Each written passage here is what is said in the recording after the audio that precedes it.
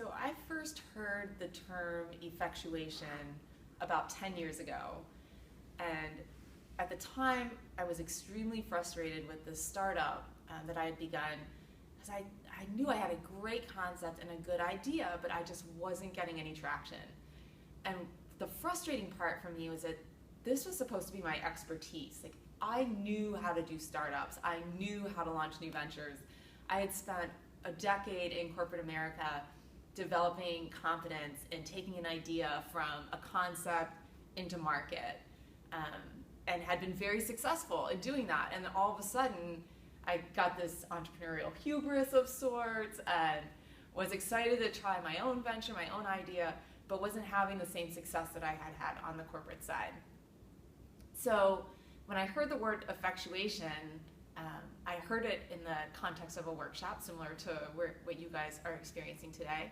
And as I met Dr. Saras Sarasvathy, who established this theory and heard about her concepts, she was piloting this effectual incubator.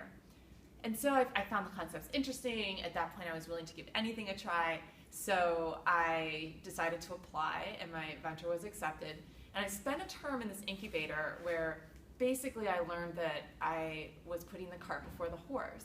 So everything I had learned about customer research and business model planning and financial forecasting, I was spending my time focusing on that, but I had forgotten or didn't know that there were a lot of steps before that that involved having those co-creative conversations and getting stakeholders on board and focusing on getting customer commitments early in the process to validate my idea, rather than just taking my idea and trying to force it into a market that might or might not have been willing to accept it at the time.